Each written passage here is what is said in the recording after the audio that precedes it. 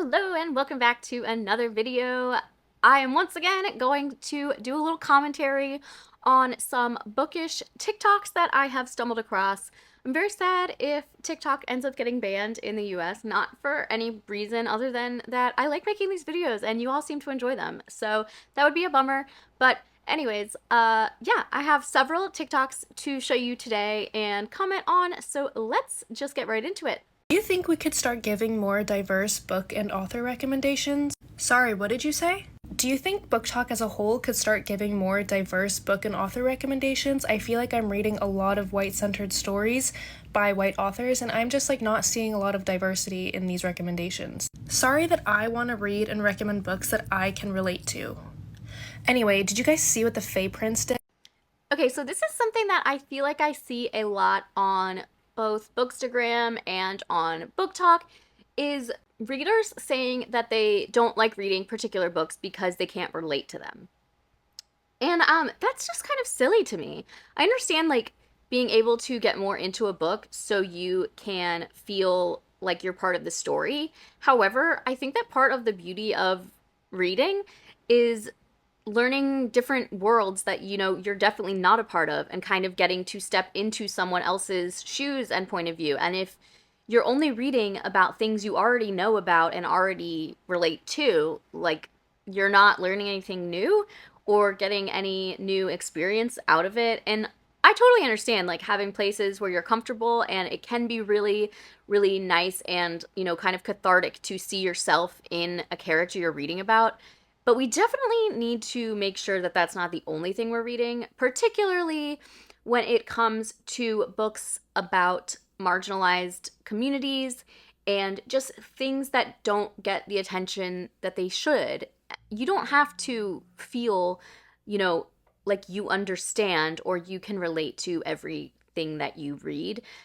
And particularly in the point that she's making is how many there are readers out there that are saying, I don't want to read this book about a Black author centered, around a Black character because I can't relate to it. And then on the other, side of it are reading nothing but fantasy where these things don't even actually exist.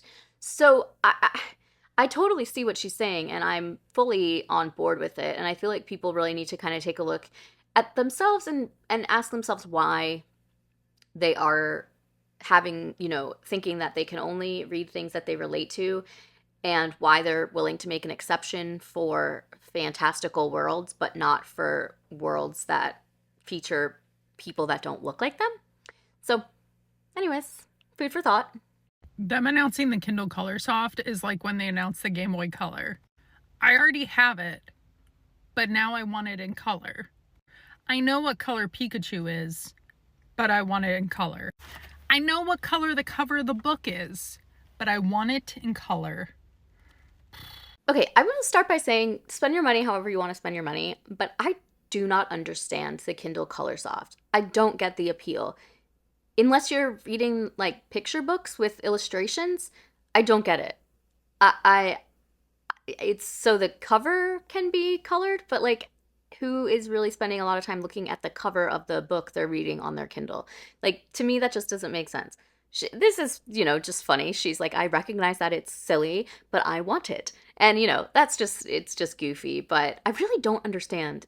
If I'm missing something about other features it has that are better, please let me know. And honestly, if it was a difference of $30, sure, maybe next time I'm due for a Kindle, I would get the colorsoft because neat. But from what I've seen, a lot of people have ended up returning theirs because they just it's not that special. And again, it's $100 or something more. I might be wrong about that, but it's significantly more expensive than a Kindle Paperwhite or just obviously the basic Kindle. So I just don't get it. But that's just me.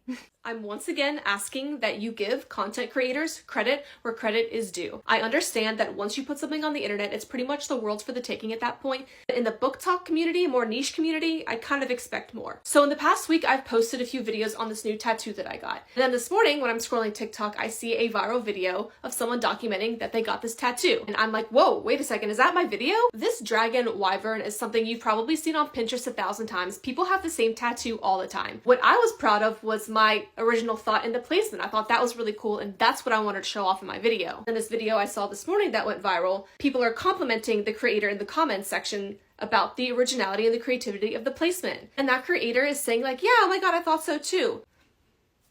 If you took inspiration from my video, which is kind of nearly impossible to think that you didn't, say something about me. I'm not trying to say this was the creator's thought process at all, but it feels sneaky to me, taking credit and almost thinking like I'm not gonna notice because I'm not as like significant on here. That makes me feel this big. This is not the first time where another creator isn't just reusing a trending audio or something that I did. And it's starting to really piss me off because like many of us do on here, I try really hard to be creative and original. I struggle to grow my platform. I feel like people don't see the value in following me, which I know is not an original experience on here. Luckily, I do feel like the pocket of book talk that I am on is filled with creators that give each other credit and show support, and for that, I'm very thankful. Maybe this was a really selfish video and I'm just totally out of pocket right now, but rant over. Okay, I understand that that's frustrating. However, I think this is the kind of thing that you complain about to your friend, to your spouse, to your mom, because it sounds kind of silly and like just, it seems irrational. Yes, there are no original thoughts, and it's a dragon tattoo, and you said yourself that people are all over Pinterest with this dragon tattoo, and putting it on your hand, or like your wrist, I guess, is like not that, I don't know why that seems like the most creative idea. And she herself said that she is, I guess, a much smaller creator than this other person whose video went a little more viral. So why would she think that this person absolutely definitely saw her video? To me, that's just kind of like silly. And look, I get being frustrated and not necessarily understanding how like the algorithm works and all of that, because Lord knows I don't get it. But if someone really big does something that is something that I've already done, I definitely don't jump to the conclusion that they stole the idea from me, because the odds that they saw it, unless they we have a rapport or like they follow me, I'm not going to jump to that conclusion. And it's like not a super weird, like a super rare or like specific thing. It's a book. It's like, it's a picture of something from a book that's probably one of the most popular books of the last 2 years. And it's a tattoo of it. Like, I don't know. Am I in the wrong? Please let me know if you think that I'm being too harsh on her. But I mean, I get her frustration for sure. It's just, it seems like it's not that serious. Okay, so this next video is about a situation that is definitely not new, but for the people that don't spend a lot of time on TikTok and BookTok specifically, this might be news to you as well. So that's, where this is all coming from. If you are frequent over there, you might already know everything about this drama, and this is just like a very quick summary of the situation. Okay, so here's a quick recap of everything that's going on with BookTok and Alex Wenberg, who's a hockey player, and his wife. So hockey romances are pretty popular on BookTok, Alex Wenberg in particular. Alex Woodburn! Baby, I mean I got 5 holes, but I got 3. And since you're so good at assisting, why don't you assist your teammates in scoring in all 3 of my holes? Hello! The Seattle Kraken would play into the fun and even had a BookTok jersey made. But now Alex's wife is calling out BookTok, saying that it's sexual harassment and a double standard, because if men were saying this about women, it would not be okay at all. She goes, I mean, no hate to the BookTok community, just a little request for people to think twice about their comments and videos or chanting crack my back at humans with feelings. Alex also posted on his story supporting his wife. He goes, we can all take a joke and funny comments, but when it turns personal and into something that affects our family, we need to tell you that we've had enough. Enough of sexual harassment and harassment of our character and our relationship. Okay, so like I said, that's a very brief, like kind of overview of the situation. But this girl, Kiera Lewis, had, yeah, really just gone off about this hockey player who is a real human being with with children and a wife, and you know, guys, we can't be doing this. She like got invited to a hockey game of the Seattle Kraken, which I don't know. If I were the player that this is about, Alex Wenberg, I would be like feeling kind of unsafe at my workplace. And like I know that there are lots of like, security and whatnot, but like if the team invited her to come to the game, they're not really showing her that like it wouldn't be surprising if they were like giving her a backstage tour and introducing her or whatever. Backstage, this is a theater kid in me coming out.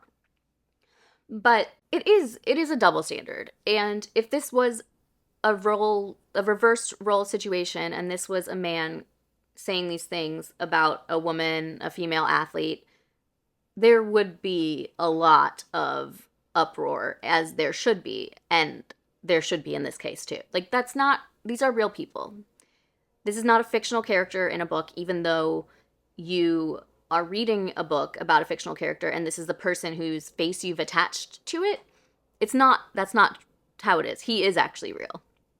So do whatever you need to do in your little brain while you're reading this. If he's who you want to picture as this character, that no one's going to stop you, but leave it at that. Do not bring this into real life. This is a real person, and it's really can be harmful to his real family. And like, I just don't know why people can't see that there's a line that needs to not be crossed.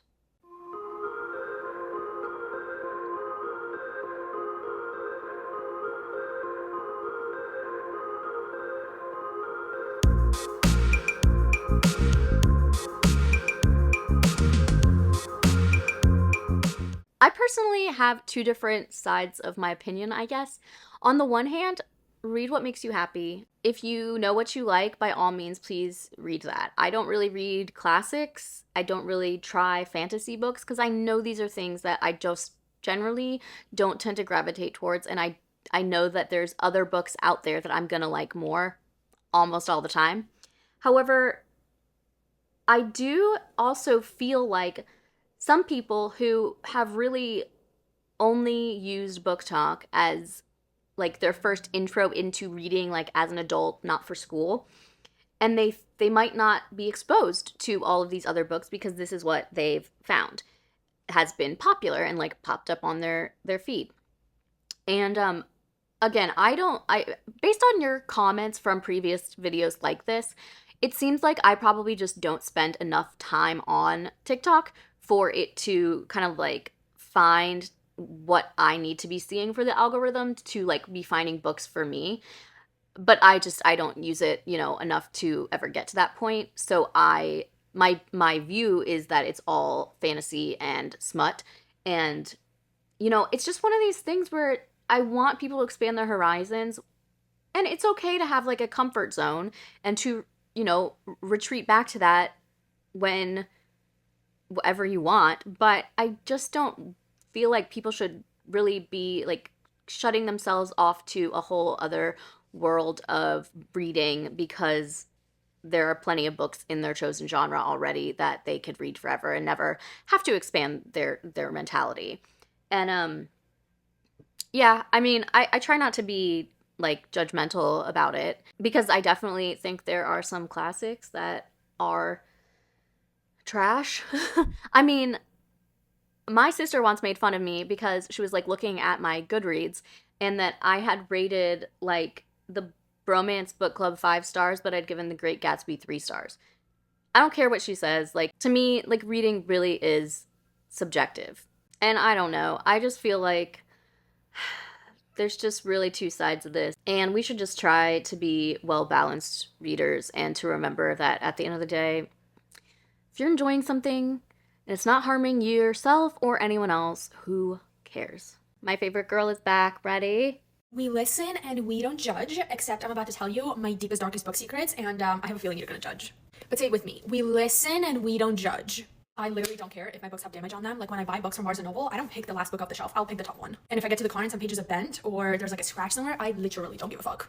I don't know why people care about that so much. Like literally nobody but you is gonna see that book while you're reading it, and then it's just gonna be on your shelf. We listen and we don't judge. I will buy the same book over and over again in different limited edition covers. There is absolutely zero limit. As long as the limited edition covers come out for that same book, I will keep buying them. I probably have 8 versions of Fourth Wing. That's such a weird thing to say right after saying you don't care what the book looks like as far as damage because it's just going to go on your shelf. But then the next thing you say is that you will buy every edition with all the different covers, but I thought it was just going to go on your shelf and it didn't matter because no one was going to see it anyway. This one might make you mad. We listen and we don't judge, right? I do give the rating of the book in my head based on the first 10 pages, and it almost never changes by the end. Within the 10 pages, I'll know if it's a 3-star, 4-star, or 5-star book, and nothing will change my mind after that. We listen and we don't judge, but I read purely for the vibes. I will never see a grammatical mistake in my book, and even if I do, I don't give a fuck. Well, that's nice for her. I mean, that would be great to be able to not worry about the punctuation or the grammar and just enjoy the story for what it is and not worry about editing. I wish I could do that, but I can't. It does annoy me, and I think I speak for most of us when I say that it annoys me. But good for her. And if the plot somewhere doesn't add up, I will never know because I'll never pay that much attention to it. Wait, what? Wait, so I thought we were just doing grammar, but the plot? She doesn't notice plot holes? Girl, are you even reading the book? I don't know. I don't think I understand this girl, truly. We listen and we don't judge. But after I read the book, I come on here and tell you about it, I will put it back on the shelf and I won't remember anything that I just read. Not only do I not remember the names of the people that I read about in those books, I probably don't even remember the plot. I do remember if I liked it or not, but past that, that's it. If any of you judge, I hope you get coal for presents this Christmas. I mean, that last one is a little bit relatable, I think, by a lot of us. Definitely me. I can tell you that I liked a book or didn't like a book, and I can maybe tell you why sometimes, but that's kind of it. The rest of it kind of just leaves my brain shortly after finishing it, unless it's something that like I really, really loved or really, really hated. So I can agree with her on that one, anyways. I like reading. What's your favorite last book that you read? It's like it's a romance. It's kind of like a Wattpad. Okay, that one, it's just kind of silly and funny, but it like, we shouldn't be feeling like we have to be embarrassed about what we read. And this is including myself, because I have occasionally, when I take a book to work on the plane, have been like, is this a book that I would care if like passengers or coworkers saw me reading? And I don't think I really feel embarrassed about anything that I read, but like, if I'm reading a book with like a cartoon romance cover or whatever, I'm like, I think it's the perception that these books are like for like dumb, silly women who, can't handle literature. And I just think that's false, but I think that that's the public perception, which is what kind of gives us as readers the vibes that like this is something I should be embarrassed about. And like, I hate that. I hate that, and I hate that I do it as well, because I really like, a lot of times I'm reading something and someone will ask me what it is and I'll explain it to them and they're like, oh, that sounds good. So I hate that my brain doesn't let me just be itself, if that makes sense at all. We just shouldn't be ashamed of what we're reading unless it's like this or something like it. You know what I mean? Action Man. Who the hell is that? Oh my god, no, it's John Wick. I love this. Just because I feel like this happens a lot with Stephen King's books. He writes, a book and they're intertwined with others. Even in like a random like passing reference, there'll be something about a character from another book. And if you, are well versed in the like Stephen King lore, it's like, oh my gosh, wait, I know him, hey, and you like go back and forth about it. So I don't know. I definitely think that is so fun, and I felt so like when I saw this TikTok, I was like, girl, I get you. You want to know the one problem I have with the book community? Some of y'all sure know how to spoil a good book. For example, I saw fellow book Girly post her thoughts on a book she was 50% into. And almost every comment under her post was a spoiler to every plot twist to come. Maybe some people don't mind, but I personally avoid spoilers like the plague. Plot twists and unexpected surprises are one of my favorite things about reading. Anyway, these sprayed edges of the Veiled Kingdom are for customers that ordered from my Etsy shop this week. What do you think? Okay, so this isn't really like a controversial thing, but I feel like I need to say it because a lot of times people disagree with me in a way. So outside of like the first, for a movie or a TV show, I would say like 2 weeks. A book, let's go like a month and a half. Yes, let's not be spoiling things left and right. However, after that point, I think that the responsibility lies with the person not trying to be spoiled, if that makes sense. I don't expect that if I'm reading a book that's been out for 3 years, that I'm not going to come across a spoiler, and I don't think it's anyone else's responsibility to make sure I don't see a spoiler. I think it's great if you can like throw up a little like graphic on the screen that says like spoiler, or if you can make your audience aware of that. And like obviously if you see someone that's like 50% through a book, maybe don't put spoilers in their comments. So like I agree with her in that respect. But if a book's been out for a long time, I don't necessarily feel anymore that is someone else's job to make sure you're not spoiled. You need to just read the book if you're planning to read it, or accept that you might see or hear spoilers. Same with like TV shows. Like I feel like someone fussed at me for spoiling something, I don't know, some show for them that had been like off the air for like 10 years. And I was like, I don't really know why that's my fault because it's been out. And it was obviously unintentional. I wouldn't intentionally do that, but it just seems so silly to put that on someone else when you're the one that just could go read the book or watch the TV show or movie or whatever. So I know that one was silly, but felt like I wanted to share it. All right, and this is our last one. Another one that's just kind of goofy and not really like serious in any way. One book trope that I'll never understand, literally cannot relate, is the trope where the female main character is hurt or something and she needs to stay in bed and heal. And everybody around her is like, you have to stay in bed and heal. And she's so defiant. And for some reason, any chance she gets when people aren't looking, she's trying to get out of bed. And I don't understand. If anybody was like, you need to stay in bed, doctor's orders, you need to rest and heal, I'd be like, bring me extra blankets, bring me snackies, bring me drinkies, I'll be here until you say otherwise. But it's just so funny in books because the female main character, she's always like, absolutely not, like, you can't hold me down, I'm a strong, confident woman, I will not be defied by this bed. And I'm just like, put me in bed, I'll stay in bed. You know what?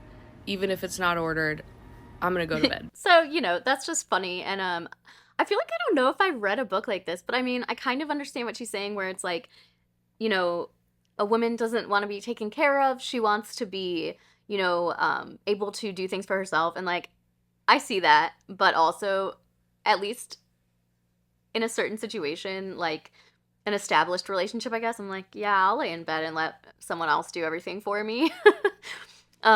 Yeah, I definitely think there's a line between like being, wanting to show that you don't need no man and you can do stuff for yourself, but also like, girl, you've been given the greatest gift, which is like permission to stay in bed at all times.